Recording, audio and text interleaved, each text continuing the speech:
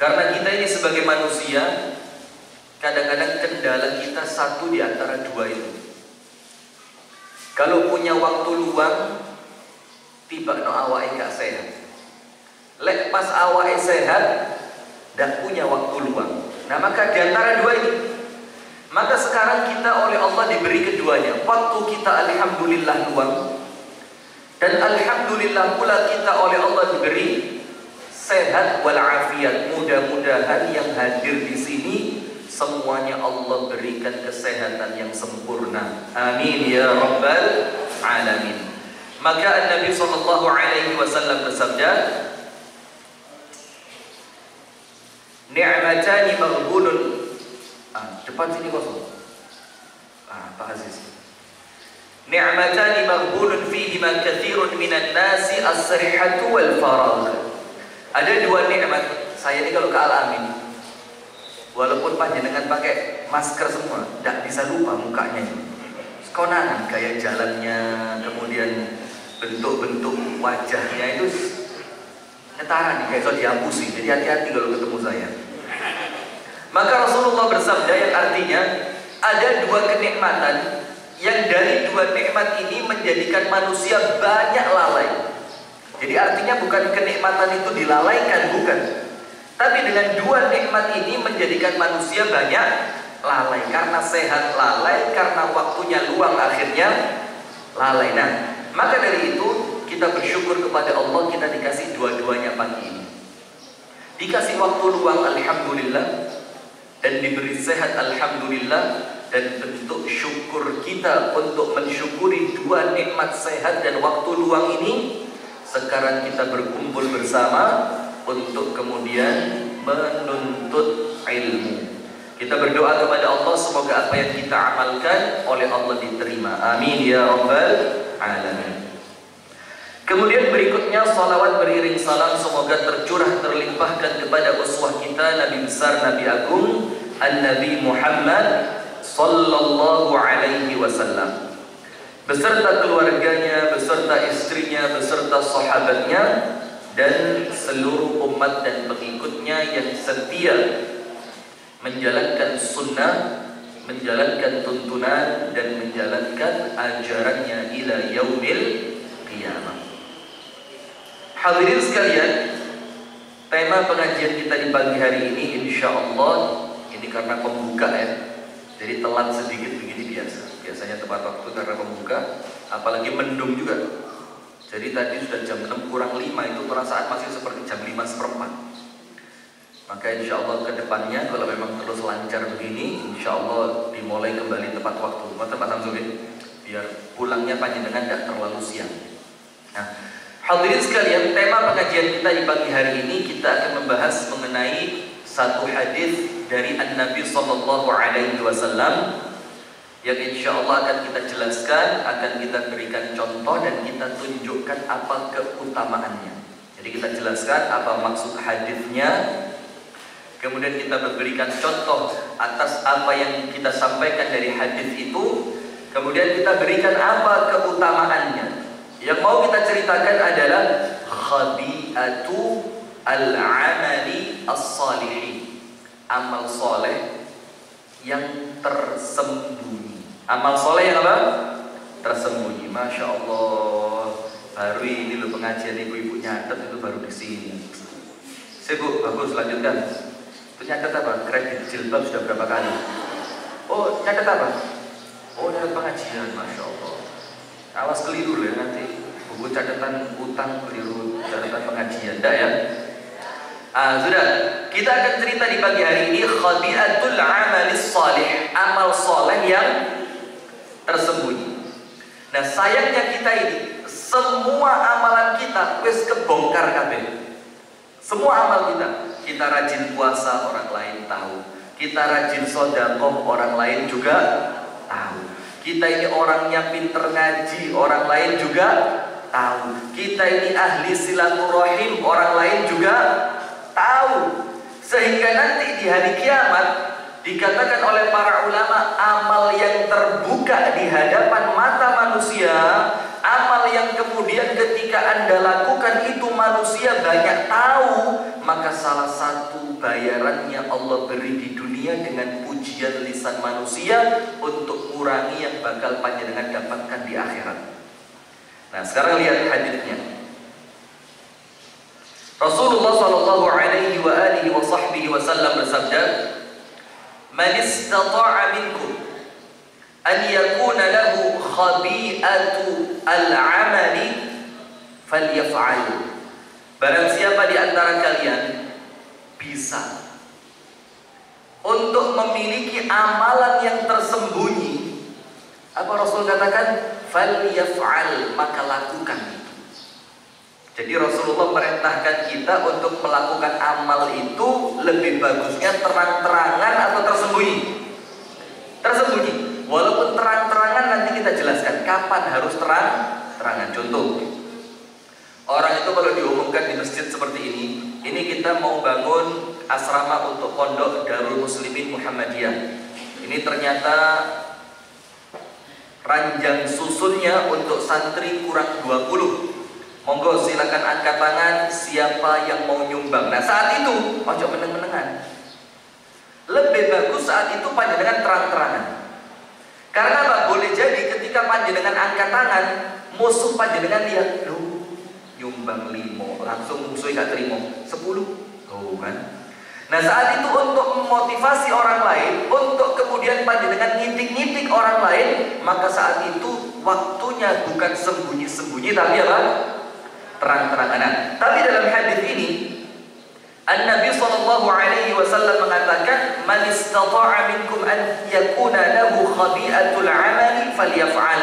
Barang siapa di antara kalian yang bisa melakukan amalan itu tersembunyi, tidak ada orang lain tahu, istrinya tidak tahu, anaknya tidak tahu, suaminya tidak tahu, orang tuanya tidak tahu, tetangganya tidak tahu, tidak ada orang tahu amalan Anda itu. Apa Rasul katakan? Falyaf'al, maka lakukan itu.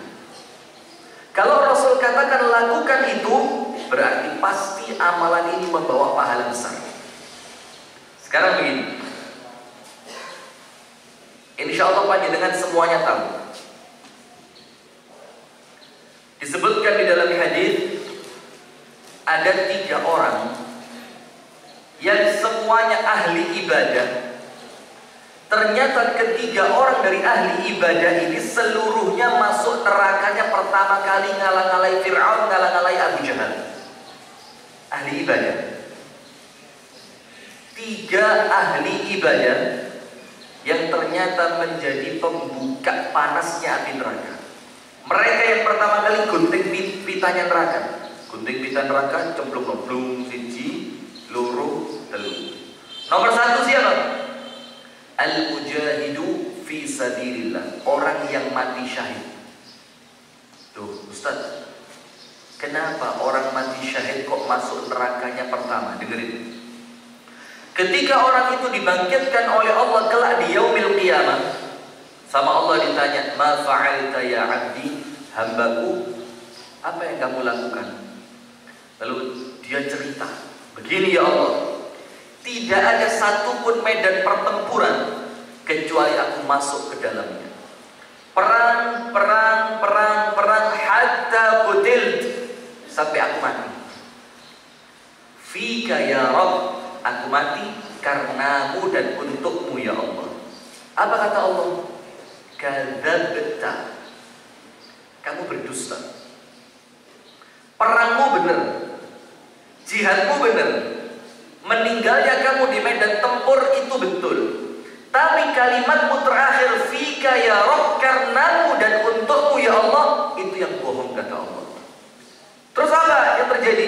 Allah katakan, innama, sesungguhnya engkau berperang di jalanku kata Allah, liyuqala annaka jari, supaya dikatakan bahwa engkau itu pemberani, pejuang atau pahlawan.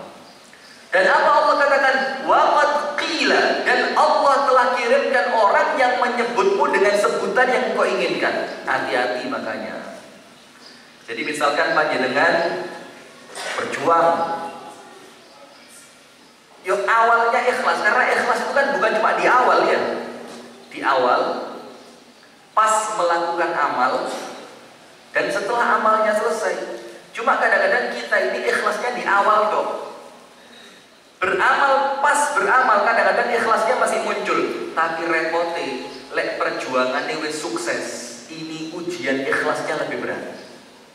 Loh kan, lihat tingkat 24. Itu sebelah sana, itu. Nah, kalau sudah sukses ini, ikhlasnya tetap perlu. Nah, maka kuatirnya apa? Ketika Anda kepingin dari amalan itu mendapatkan pujian dari manusia, Allah tidak zalim. Apa artinya Allah tidak zalim? Kalau itu yang Anda inginkan, itu yang Allah berikan untuk Anda. Bahkan boleh jadi Allah ciptakan satu manusia khusus yang Allah ciptakan dia untuk didatangkan di dunia, khusus Allah ciptain dia buat puji panjenengan. Tapi setelah panjenengan dipuji, hati ini lego, kupingnya seneng, nanti di akhirat tidak dapat apa-apa. Allah katakan apa? Faqad qila, dan engkau telah mendapatkan sebutan itu, maka sekarang tempatmu di neraka. Nomor 1. Jadi dia bukan tidak beramal, dia bukan tidak berjuang, dia bukan tidak mati syahid, dia berjuang, dia beramal, dia perang. Tapi yang menjadikan dia masuk neraka itu faktor karena dari amalnya dia kepingin dilihat oleh manusia dan mendapatkan sebutan dari manusia. Orang kedua, rajulun tasaddaq, laki-laki, perempuan sama, cuma hadisnya laki-laki. Yang kemudian laki-laki ini gemar bersedekah. Setelah meninggal sama Allah dibangkitkan, Allah tanya. Jadi ini penting sekali buat kita karena akhir-akhir ini kan medsos itu luar biasa ya.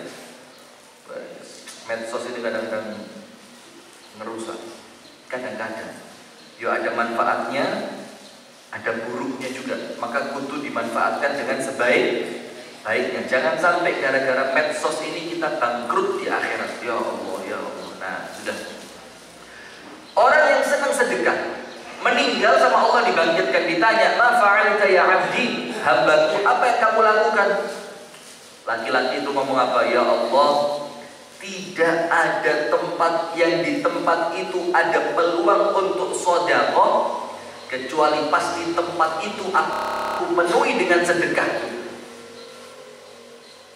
Karena aku ingin mendapatkan ridhomu ya Allah. Apa kata Allah? Kadzabta, sampeyan berdusta. Terus apa menurut penilaian Allah? Allah yang maha tahu tentang apa yang tersimpan di dalam isi hati. Apa kata Allah Ta'ala? Akan tetapi engkau bersedekah liyuqala annaka jawad, supaya kamu mendapat gelar apa? Sandermawan. Dan apa Allah katakan? Faqad qila, dan engkau telah mendapatkan sebutan itu. Kemanapun dia pergi, wong ngomongnya wong iku lho, wong loman, iku lho, wong wahweh, iku lho, sampean roh panti asuhan di pelosok Klaten, iku donatur bulanane.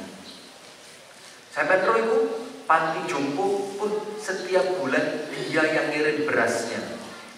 Jadi ternyata apa yang tersimpan dalam hatinya ingin disebut oleh manusia, itu yang Allah ketahui, dan Allah ciptakan makhluk khusus untuk membayar dia atas apa yang dia inginkan, dan ternyata yang dia inginkan cuma ucapan dari manusia.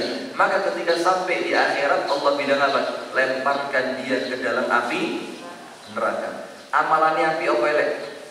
Api. Tapi yang jadi jelek karena apa? Niatan yang kepingin disebut, kepingin dilihat oleh manusia. Orang ketiga, qari'ul Quran. Hati-hati, orang qari'ul Quran ini dua, sering dan bagus. Gelek moco, wacanane yo api, tajwidnya bagus, makharijul hurufnya bagus, panjang pendeknya bagus, waqaf wasolnya bagus, semuanya bagus. Dan bukan cuma bagus, ngaji ku gelek. Nah, amalnya kan bagus. Ketika dia meninggal sama Allah dibangkitkan, Allah tanya, "Ma fa'alta ya 'abdi?" Mas, sampai lakukan apa Mas? Kata Allah, Apa jawabannya orang ini? Aqra'ul Qur'ana ana al-laili wa atrafan nahar. Aku baca Quran ya Allah siang dan malam. Jadi kalimat ana al-laili itu sepanjang siang, ya, sepanjang malam, wa atrafan nahar, dan sepanjang siang. Jadi malam sepanjang itu kabeh maca Quran, siang sepanjang itu kabeh maca Quran. Lalu Allah bilang apa? Kamu bohong, Mas. Innama qara'tahu, kamu membaca Al-Quran itu liyuqala annaka qari', supaya kamu mendapatkan sebutan bahwa kamu itu apa? Qari'. Qari' itu apa? Ya qari' ya, pembaca Al-Quran. Dan apa Allah katakan? Faqad qila, dan aku telah kirimkan manusia yang memberikan julukan itu, sebutan itu kepadamu. Wis lengkap. Setelah dia selesai dimasukkan oleh Allah ke dalam api neraka, itu namanya awwalu man tusya'aru bihim nar. Orang yang pertama yang Allah masukkan ke dalam api neraka ternyata bukan munafik, ternyata bukan kafir, ternyata bukan maling, ternyata bukan koruptor, tapi ahli ibadah yang ternyata dari ibadahnya itu yang diinginkan sebutan dari manusia. Nah, maka dari situ ibu-ibu dan bapak-bapak sekalian, itulah Rasul katakan kepada kita, barang siapa di antara kalian bisa memiliki amal tersembunyi, maka lakukan. Karena apa?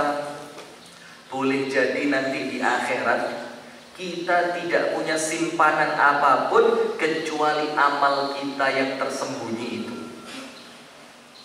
Sekarang begini, kita ini hamba Allah atau hambanya manusia? Hamba Allah.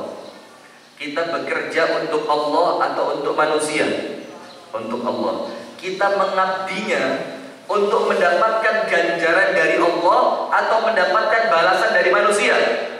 Dari Allah. Maka dikatakan dalam surah Al-Ma'arij, innama nut'imukum liwajhillahi la nuridu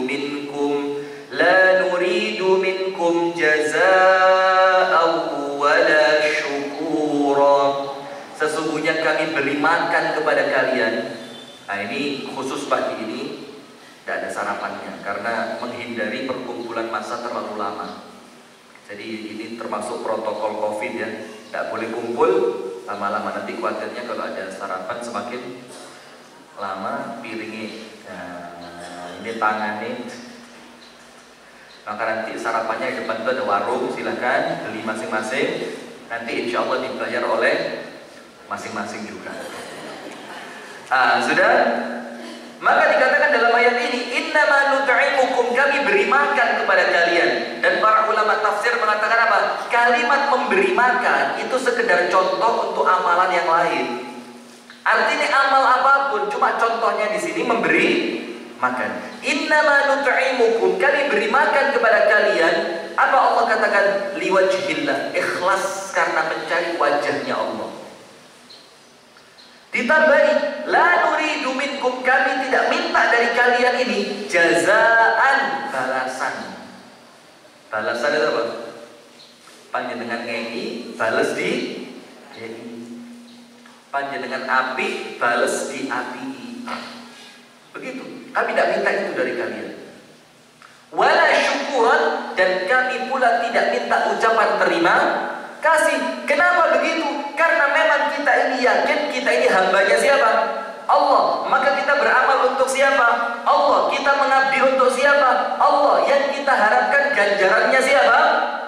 Allah. Maka hati-hati, Allah berfirman dalam hadis qudsi, ana aghna syuraka'u 'anil syirk. Aku ini, kata Allah, zat yang paling tidak butuh sekutu. Faman 'amila 'amalan asyraka fihi ghairi taraktuhu li syirkihi.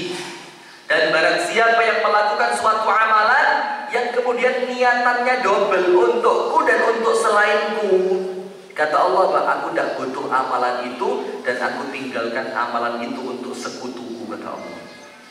Nah, maka hati-hati, termasuk sekutu ini pandangannya manusia, termasuk sekutu ini pendengaran dari manusia, termasuk sekutu ini pujian dari manusia. Nah, maka semua itu eman. Jangan sampai amal yang seharusnya untuk Allah kita tampakkan di hadapan manusia, akhirnya bayarannya kita cuma pujian dari manusia. Betul-betul eman. Sekarang kita kasih beberapa penjelasan hadis ini. Yang pertama, An-Nabi sallallahu alaihi wa alihi wa sahbihi wasallam bersabda, ini penjelasan yang pertama ya. Hadisnya hadis yang dinilai sahih oleh Asy-Syaikh Nasiruddin Al-Albani rahimahullahu taala. Hadis riwayat Al-Imam Abu Ya'la rahimahullahu taala. Salatul rajuli tatawwu'an, salatnya seorang laki-laki sunnah. Salat apa? Sunnah. Haitsu la yarahun nas, di tempat dan di waktu yang tidak dilihat manusia. Ta'dilu salatahu ala a'yunin nas 25. Itu lebih utama, pahalanya lebih gede timbang sholat di depan pandangan manusia 25 kali lipat. Jadi panjenengan sholat sunnah, cari tempat, cari waktu, baik laki maupun perempuan, yang di tempat dan di waktu itu tidak dilihat manusia, amal tersembunyi. Apa disebutkan oleh Rasulullah dalam hadis yang sahih ini? Itu pahalane ping selawe luwe akeh timbang salat di pandang manusia. Itulah kenapa salat tahajud merupakan salat sunnah yang paling afdal setelah salat fardu. Betul kan? Karena rata-rata salat tahajud itu kan waktunya malam, tidak ada orang lihat. Dan panjenengan sholatnya juga bukan di tengah jalan kan? Sholatnya tahajud di mana biasanya? Kan di rumah. Nah itulah kenapa bukan tidak boleh sholat tahajud di masjid, bukan tidak boleh. Boleh, bagus-bagus, api-api. Tapi kalau ada yang lebih bagus, kenapa kita ambil yang cuma bagus? Itulah juga kenapa puasa itu Allah katakan, kullu amali ibni Adam lahu illa siyam fa innahu li wa ana ajzi bih. Semua amalannya manusia itu untuk mereka, kata Allah. Tambah panjenengan sholat, sedekah, baca Quran, silaturahim, semuanya untuk Anda. Kecuali puasa, kata Allah, karena puasa itu untukku dan aku langsung yang akan memberikan pahalanya. Jadi tidak bisa konangan pahala puasa itu. Kenapa sekarang Allah katakan puasa itu untukku, sementara amal yang lain untuk kalian? Karena para ulama menjelaskan, karena puasa itu bisa jadi panjenengan di depan manusia ngaku poso, asli gak poso. Karena puasa itu tersembunyi antara seorang hamba dengan Allah Subhanahu wa ta'ala. Dan para ulama menjelaskan, hadis sholat tersembunyi yang pahalanya 25 kali lipat dibanding sholat di depan mata manusia. Tapi ingat, sholat apa? Sunnah. Ini menunjukkan apa? Ini menunjukkan bukan cuma sholat, tapi amal apapun selain sholat. Sedekah di depan manusia dibanding sedekah sembunyi, luwe apian sedekah sembunyi. Sekarang kita baca ayatnya. Allah Subhanahu wa ta'ala berfirman dalam surah Al-Baqarah ayat 271. Nah, monggo yang buka catatan, tulis jilbabnya sudah berapa kali bayarnya? Ibu-ibu. Santunan, jilbab gratis. Oh, sudah lunas, alhamdulillah. Jangan lupa loh ya, biasanya bayar kurang loro, kurang telu itu dari ruwet. Tulisannya sing ngutangi kurang telu, tiba jari sing bayar kurang mek luru. Hati-hati, jangan sampai gara-gara cicilan kurang satu melbun rokok sampai. Hati-hati. Saya mau ngomong apa tadi? Al-Baqarah 271. Tulis ibu-ibu. Apa Allah berfirman di sana? In tubdus shadaqati fa ni'mahi. Apabila kalian menampakkan sedekah kalian, apa Allah bilang? Fa ni'mahi, alangkah baiknya sedekah itu. Berarti Allah katakan sedekah terang-terangan itu baik atau buruk? Baik. Maka Allah bilang in tubdus shadaqat, apabila apabila kalian tampakkan sedekah kalian, fani'immahi, maka itulah sedekah baik. Tapi seperti tadi, kapan sedekah itu ditampakkan? Ketika kita perlu menyemangati manusia. Maka ketika Rasulullah mau mengumpulkan pasukan perang, ternyata dana untuk perang itu kurang. Maka Rasulullah bilang, ayo siapa yang di rumahnya punya harta lebih, sumbangkan ke sini. Karena zaman itu zaman paceklik, dalam tanda kutip ya, paceklik artinya ya kekurangan uang juga, masa sulit seperti pandemi corona sekarang. Karena zaman itu zaman sulit, maka sahabat meneng kabeh. Karena apa? Isin gak duwe apa-apa di omai. Sementara pasukan perang perlu dibiayai. Meneng kabeh tolak-tolak. Sampai gak duwe iyo podon. Terus sampai wah blas. Iki kelabis telung dino gak diubah blas sabune teh. Ada macam-macam. Satu orang sahabat berdiri. Metu dia tek tek tek tek. Sahabat yang lain kaget, lagi mau melarat betul lah, kok sing suge-suge gak ngantek lah, kok sing melarat betul. Pikir apa? Paling tipis. Sudah. Tidak lama itu orang miskin balik, bawa benggolan sarung, ngerti benggolan sarung?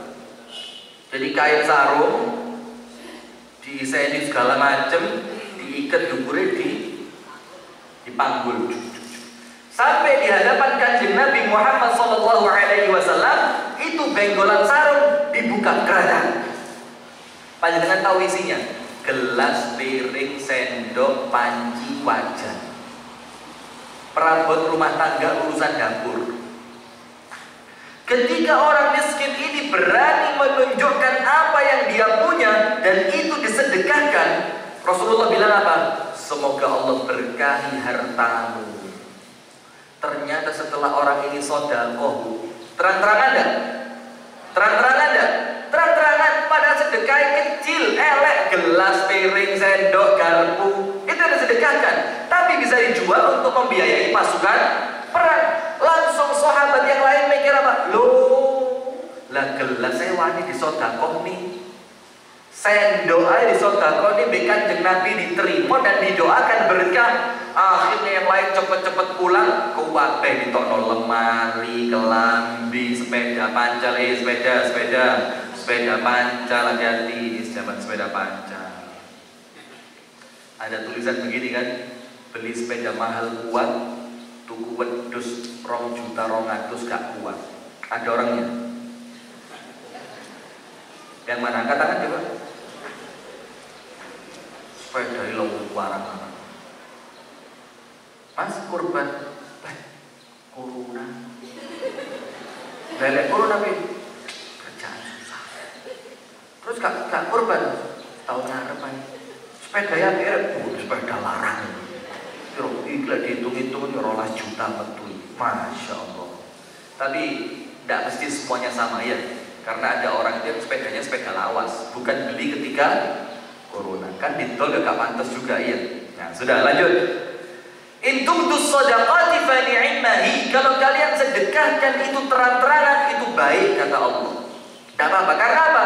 Nyemangati orang lain, memotivasi orang lain. Contohnya seperti tadi sahabat ini terang-terangan, elek-elek padahal dibuka dengan Kanjeng Nabi, yang lain termotivasi, lo mek ngene tok ae disedekah nih.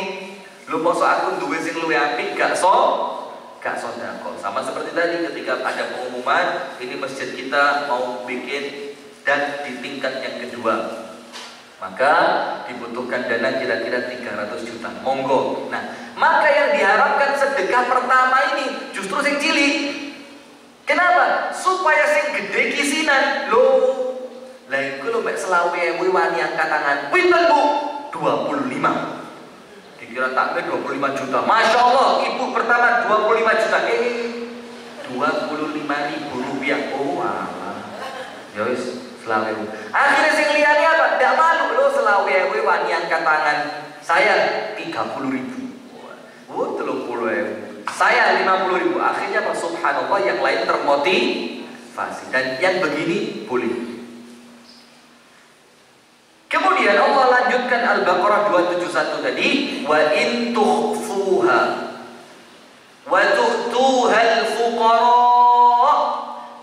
kalau sedekahmu itu sampean tutupi, gak enek wong ero, wa tu'tuhal fuqara, dan langsung kamu berikan kepada fakir miskin. Itu kenapa zakat lewat amil lebih afdal dibanding zakat langsung. Zakat, baik itu zakat fitrah Idul Fitri itu, ataupun zakat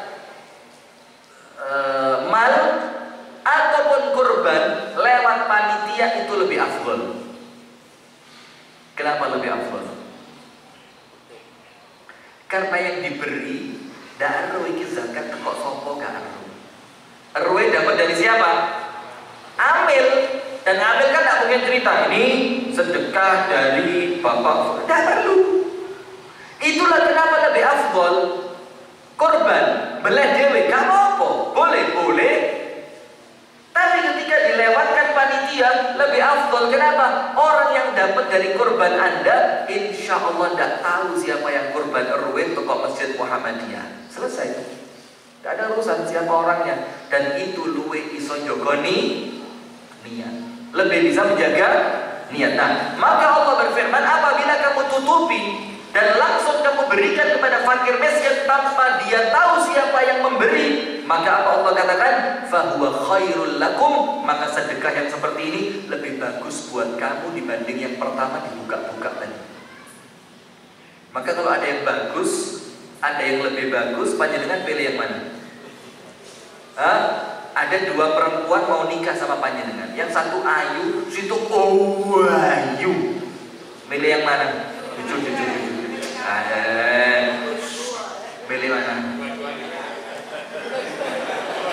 Kok dua-duanya? Kok ini pilihannya nggak sih? Situ ayu, situ ayu. Milih mana? Ayu. Bu, situ soge, situ soge.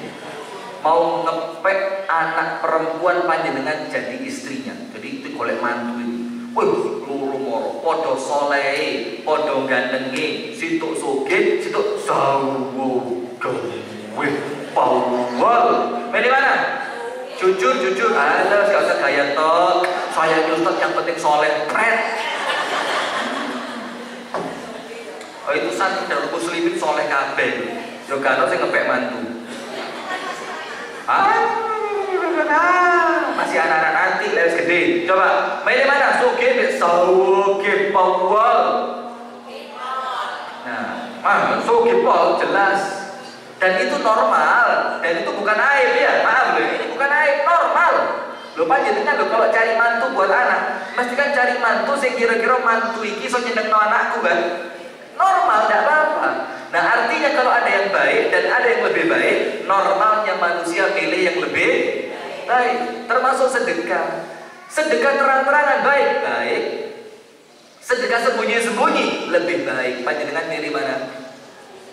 Sembunyi-sembunyi. Nah, sekarang begini, 7 kelompok manusia yang nanti di hari kiamat sama Allah diberi payung, dinaungi sama Allah. Artinya dinaungi itu apa? Ingat bu, bangkit dari kuburan, krek, langsung disambut malaikat. Masya Allah. Malaikatnya bilang, monggo panjenengan manusia VIP. Ngerti pora apa? Ngerti VIP? Apa? Api? Oh VIP kok api? Apa VIP? Very important person. Kau warna bahasa Inggris ya? Bu Sevi betul ya? Betul? Masya Allah ya sip. Tapi tidak usah bikin status ya, biasa aja. Kalau nulis status toko, mau coba kesel, tapi lucu. Sudah. Maka katanya malaikat apa? Jangan barusan keluar kuburan gerak nanti di yaumil ba'ati, hari kebangkitan. Langsung malaikat bilang, Anda orang spesialnya Allah. Tidak boleh campur itu orang pinggiran. Keringetnya kebek, orang sing kelelepan keringet, ya. Ada yang keringetnya sampai leher. Sampai jorono mambu, keringetnya wong pari mambu, ya wes. Sampai mana? Sampai langsung masuk jalur khusus. Diberi jalur khusus, matahari 1 jengkal di atas kepala, panjenengan dipayungi malaikat. Oh nikmat. jalannya sendirian, ndak pakai antri, ndak ada uyel-uyelan, ndak ada kemudian kepanasan, ndak ada kemudian ketakutan menanti hisab, ndak ada. Langsung dipayungi malaikat, jalurnya jalur khusus. Antrinya di mana? Langsung depan pintu surga. Ada 7 kelompok manusia. Dan di antara 7 ini ada yang tersembunyi. Nomor 1, rojulun, maaf ya, laki lo contoh nih, perempuan tutup telinga dulu, maaf. Ini contohnya Rasul katakan siapa? Rojulun. Rojul itu laki atau perempuan? Oh, maaf. Saya nyampaikan teks hadis, kalau mau protes sama Kanjeng Nabi sana. Rojulun dzakarallaha khaliyan fafadat 'ainahu. Seorang laki-laki zikir malam sendirian, gak ono wong delok, gak ono wong eruh, termasuk istri sama anaknya ndak tahu, sampai air matanya netes. Diketahui orang apa tidak? Diketahui orang apa tidak? Berarti tersembunyi apa terbuka? Laki-laki itu apa perempuan juga? Bu, laki-laki itu atau perempuan juga? Perempuan juga. Ini amal tersembunyi. Rajulun dzakarallaha khaliyan, zikir kepada Allah. Khaliyan itu artinya apa? Sepi dari manusia, dewean, sendirian, sampai air matanya menetes. Ini dapat jaminan dipayungi malaikat nanti di hari kiamat. Loh, kenapa harus sendirian ya Allah? Kok gak kumpul wong akeh? Lek pas kumpul wong akeh kadang-kadang nangis ria. Lek pas kumpul wong akeh kadang-kadang kebawa suasana, betul dah? Suasananya pas, syahdu, bacaannya enak. Satu nangis, liane nangis. Aduh, kok nangis aku ora iso. Nah, nangisnya karena itu. Ini tidak masuk, walaupun baik-baik insya Allah karena di sana nangis. Tapi yang nangis ketika tidak ada orang, ini yang dicari. Yang kedua, rajulun tasaddaqa bi shadaqatin, seorang laki-laki yang sedekah dengan suatu pemberian. Apa sedekahnya, bagaimana? Fa akhfaha, sedekahnya ditutupi, disembunyikan, dirahasiakan. Hatta la ta'lam shimalu ma tunfiqu yaminu, sampai tangan kirinya disingitno, sehingga tangan kiri itu tidak tahu apa yang disedekahkan oleh tangan kanannya. Ini namanya amal tersembunyi. Bisa tidak? Gampang. Panjenengan berangkat sholat subuh, wis nggowo blonjoan 2 kresek. Berangkat sholat ini bawa sepeda motor 2 kresek. Ya ada ikannya, ada tempenya, ada sayurnya, ditambahin uang 5 juta juga di dalamnya, masya Allah. Kalau luru ini, 5 juta berarti berapa? 10 juta ini bendino itu, masya Allah. Sugih wong. Sudah ketika panjenengan berangkat ke masjid, masih sepi, digantung di depan pintu rumah koncone sing melarat. Ditulisi hadiah dari hamba Allah. Tahu tidak orangnya siapa yang sedekah?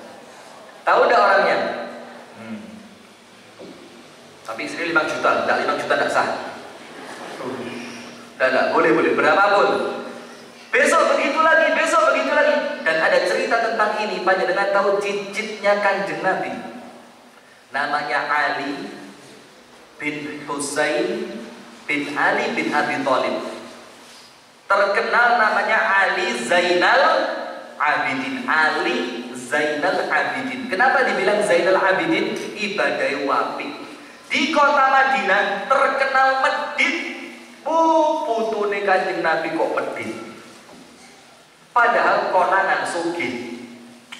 Oh, tidak pantas jadi cicitnya Rasulullah. Sugih tapi medit. Sudah tenang, gak perlu balas. Kadang-kadang kita di warung medit langsung posting. Lidah memang tidak bertulang. Apa? Biarin, panjenengan pahalanya double, dinyek uang oleh pahala tersendiri. Sudah. Ketika Ali Zainal Abidin meninggal dunia, Bu, itu tukang memandikan jenazahnya kaget, loh. Di pundak sebelah kanan kok ngapal Ngapal itu bahasa Indonesianya apa? Pesawat. Apa? Ngapal itu apa?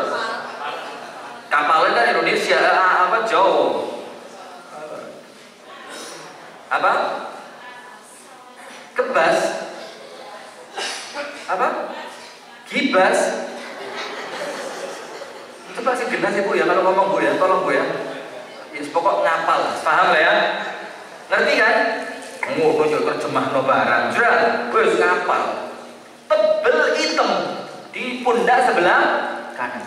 Tukang mandi jenazah bingung iki wong sugih. Kok pundake kapalan iki yo ngangkat apa jadi? Sudah, selesai. Ini menjadi misteri di pikirannya dia. Hari pertama aman, hari kedua aman, hari ketiga aman, sampai hari ketujuh orang miskin 100 wong 100 itu di pinggiran kota Madinah yang tidak pernahnya masuk ke dalam kota, moro-moro mlebu kota bareng wong 100 iki Bang. Dibilang apa? Sama penjaga kota Madinah, ngapain masuk? Biasa-biasanya tidak pernah masuk. Iya katanya. Biasanya kami tidak pernah masuk ke sini karena jatah makan kami diterno benbengi. Ada tepungnya, ada minyaknya, ada sayurnya, lengkap, ada dagingnya, lengkap. Tiap malam dikirim ke depan rumah kami. Tapi sudah seminggu ini kiriman makanannya tidak datang. Baru wong kota Madinah ngerti, oh ternyata orang yang kita katakan medit ternyata Ali Zainal Abidin. Dia mencukupi kehidupan 100 keluarga miskin. Ada orang tahu tidak? Tidak ada. Kapan tahunya orang? Setelah dia meninggal dunia. Bagus tidak?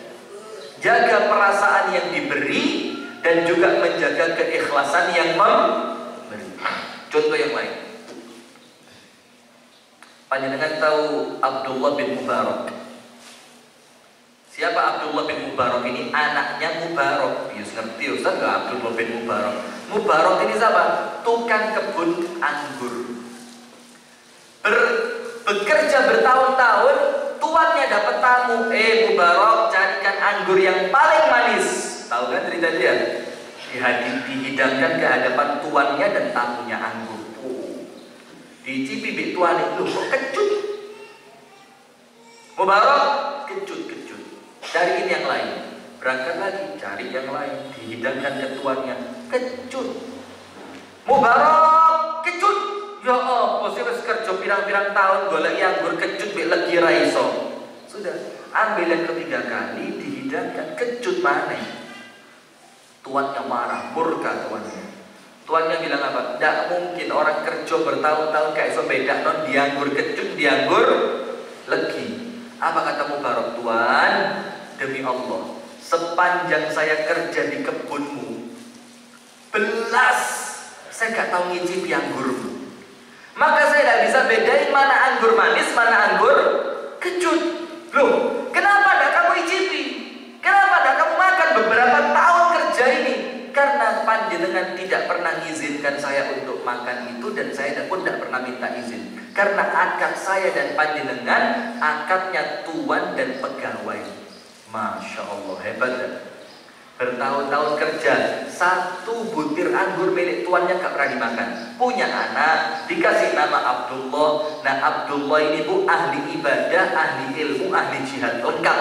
Ibadahnya kuat, ilmunya kuat, jihadnya kuat. Suatu hari peperangan antara umat Islam dan orang-orang Romawi, perang. Dan zaman dulu itu kalau orang mau perang ada namanya mubarozah.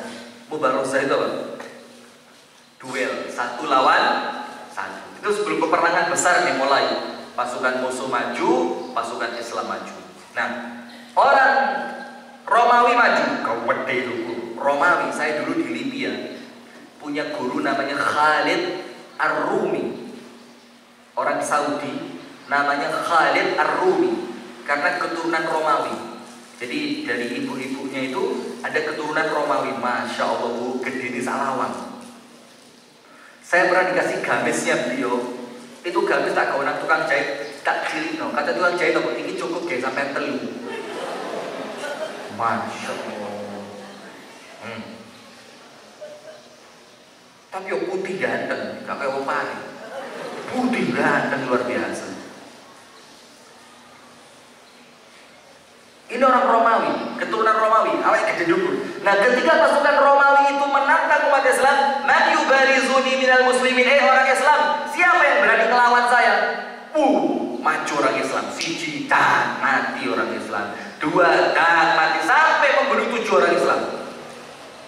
Ketika Mubarozah tadi, akhirnya setelah terbunuh yang ke-7, dia nantang lagi, man yubarizuni, di wong Islam gelan wani melawan aku. Orang Islam duduk kabeh, pura-pura kaget. Orang sampean maju, orang sampean. Ini orang Romawi tambah sombong. Jangan wani mongso aku, katanya orang Romawi. Maju seorang laki-laki pakai penutup wajah. Gak ketok ini sopo sih maju. Maju. Itu orang Romawi yang sombong tadi, sekali sikat dan muncul antara kepala sama badannya. Gantian dia tantang, mana orang Romawi maju, sampai orang Romawi terbunuh 7, impas. Islam mati itu, Romawi itu. Sampai ketika laki-laki ini ngomong, siapa lagi Romawi yang mau maju? Tidak ada yang mau maju, baru perang dimulai. Ketika orang itu kembali masuk ke pasukannya kaum muslimin, tidak ada yang tahu orang ini siapa. Situ kepo. Ngerti kepo? Sopo sih kok kereneran awalnya gak gede-gede, tapi kok maju mateni wong pitu. Ditarik dari belakang itu selendangnya, ternyata siapa? Abdullah bin Mubarak. Ini gak malah seneng, loh wes aru aku, tak tutupi lah kok dibuka, enggak, tapi ngamuk. Ala fatahta sirri baini wa bainallah, kenapa kamu buka rahasiaku antara Allah?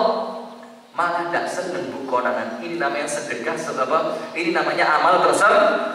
Nah, sekarang kita lanjutkan. Saya tadi mulai 6:30 ya, berarti kurang 10 menit, sabar. Nah, kemudian yang ketiga, yang pertama orang yang dikir bengi-bengi gak ono wong delok sampai nangis sembunyi. Yang kedua, sedekah tidak ada orang yang tahu. Bisa caranya tadi ya, atau sekarang gampang pakai Gojek. Bisa enggak?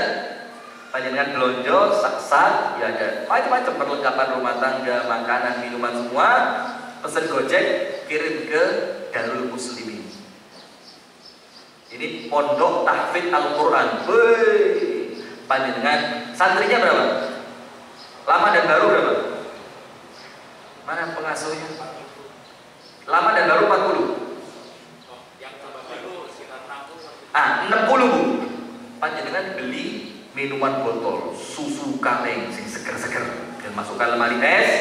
Kirim ke Darul Muslimin untuk santri Darul Muslimin. Kirim lewat apa? Gojek, 60 botol. Lalu pengurusnya tanya, niki wau saking sinten? Saking sapa maka takoni jenenge. Nah, artinya tukang Gojeknya pun tidak tahu.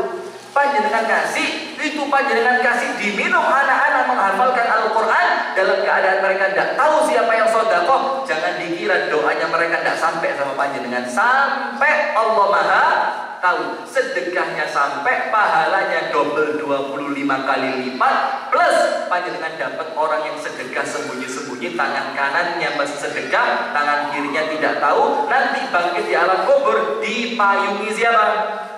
Malaikat. Yang ketiga, rajulun, laki-laki lagi, memang laki-laki ini gini kok, masya Allah ya, luar biasa. Maaf ya. Rajulun da'athu imra'atun dzatu mansibin wa jamalin wa qala inni akhafullah. Laki-laki di kamar karo wong liya, dijak zina perempuan, perempuannya cantik jelita, jabatannya tinggi, sugihi wong karo sing delok. Laki-laki dalam kamar diparani wong wedok ayu, sugih, jabatannya dhuwur, gak ono sing delok, dan tidak bakal ada yang tahu. Kira-kira ada apa akan perempuan ini? Jujur. Ada apa akan kira-kira perempuan? Dia yang minta wayu, sugih, jabatan tinggi, gak ada yang tahu dan tidak akan ada yang tahu. Panjenengan apain perempuan ini? Laki-laki beresin. Saya kan beramal Ustaz ke enjalo ya tak kei. Loh ya apa ini? Zina pakai enjalo tak kei. Laki-laki itu mengatakan apa? Inni akhafullah, aku takut kepada Allah. Apa yang terjadi, Bu? Akhirnya orang itu tidak melakukan zina padahal tidak ada yang melihat karena dia takut hanya kepada Allah. Nah, sekarang kita lanjutkan lagi. Disebutkan oleh An-Nabi sallallahu alaihi wasallam, al-jahiru bil Qur'an kal jahili bis sadaqah wal musirru bil Qur'an kal musirri bis sadaqah. Orang yang baca Qur'annya itu sembunyi-sembunyi itu seperti orang yang sedekahnya sembunyi-sembunyi. Orang yang terang-terangan baca Al-Quran seperti orang yang sedekah terang-terangan. Maka Al-Imam At-Tirmidzi menjelaskan hadis ini apa? Baca Quran itu kalau pas banyak orang, afdolnya mocone sir. Bacanya apa? Sir. Karena apa? Pahalanya seperti sedekah sembunyi-sembunyi. Fungsinya apa? Supaya gak konangan nek bacaan Quran panjenengan itu bagus. Nah, cuma sayangnya kita ini sembunyi-sembunyi baca Quran, khawatir konangan gak iso ngaji. Lek ngaji wis pinter. Bismillahirrahmanirrahim. Sampai sing salat kan. Maca Fatihah sampai gak beres-beres gara-gara keganggu ini, Mang. Ihdinas siratal mustaqim. Loh, sampai ini. Aduh Mas, tutul emosi. Ganggu orang. Nah, maka dikatakan orang yang baca Qur'annya sembunyi-sembunyi dalam artian pelan, itu pahalanya seperti orang yang sedekah sembunyi-sembunyi. Nah, sekarang kita sampaikan penutup. Ada banyak cerita, seorang laki-laki ahli puasa 40 tahun, ketika istrinya ditanya, istrinya tidak pernah tahu suaminya puasa. Masya Allah. Berapa tahun? 40 tahun. Ada seorang laki-laki, yo ini contohnya laki-laki tapi bisa juga buat siapa? Perempuan. Sholat tahajud 40 tahun, ketika istrinya ditanya, bojomu lek bengi tangi gak? Belas ora tau tangi. Aku itu tangi 10 menit sadurunge dan subuh, bojoku moro. Padahal sampai tangi nek telan iki bojomu wis keturun maneh. Ditutupi selama berapa? 40 tahun. Nah, maka Allah berfirman dalam Al-Quran, فَلَا تَعْلَمُ نَفْسٌ مَا أُخْفِيَ لَهُمْ مِنْ قُرَّةِ أَعْيُنٍ. Maka jiwa-jiwa ini tidak ada yang bisa tahu, tidak ada yang bisa menebak apa yang Allah sembunyikan untuk pahalanya dia dari bidadari-bidadari surga. Para ulama mengatakan apa? Untuk siapa pahala tersembunyi ini?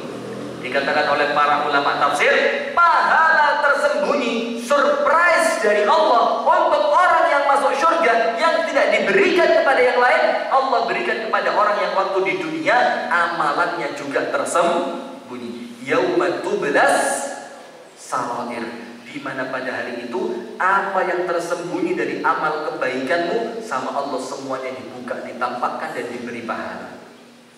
Nah, maka oleh sebab itu hadirin sekalian, ingat, Rasulullah mengingatkan kepada kita, barang siapa di antara kalian bisa melakukan amal tersembunyi, hendaknya dia melakukan. Karena apa? Kalau semuanya nampak di hadapan manusia, kalau semuanya didengar oleh manusia, kalau semuanya diketahui oleh manusia, khawatir nanti di akhirat tidak ada yang tertutup buat kita. Sekarang saya kasih penutup. Panjenengan tahu cerita 3 orang yang kurungan dalam gua. Semua dari 3 ini amalannya tersembunyi. Fungsinya untuk apa? Untuk ketika kepepet digawin dungo, maka dungone kalian Gusti Allah cepat dikabulkan. Nomor 1, tidak pernah memberi makan dan minum kepada anak dan istri sebelum orang tuanya makan. Nomor 1, istri dengerin, ojo maksa bojomu berbakti sama Anda tapi jahat sama ibunya, dibales sama anak nanti.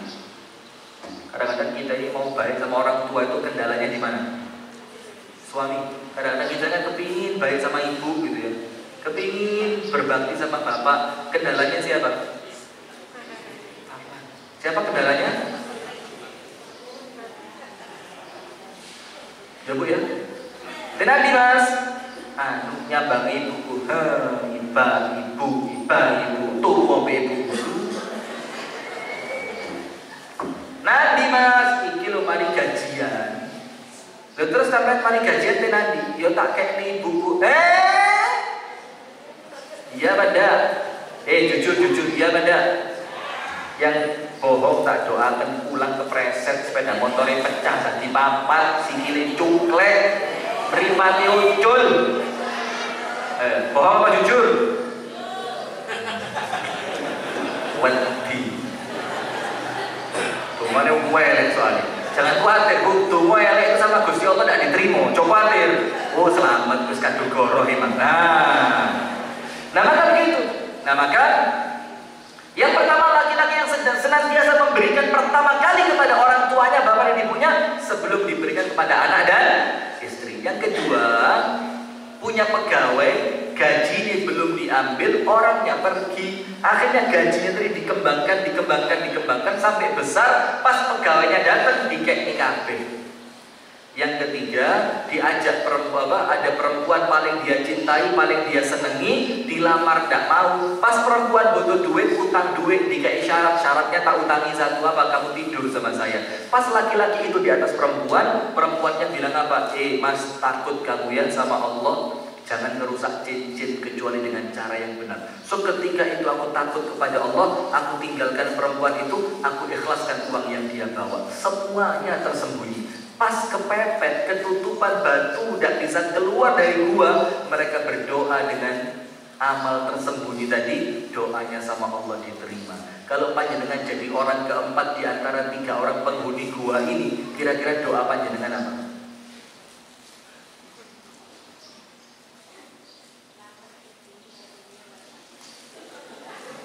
Atau jangan-jangan ketika panjenengan orang keempat sikat angkat tangan ini, lawannya buka titik, tutup mana malaikat, wah nomor papa komparing rusak tutup.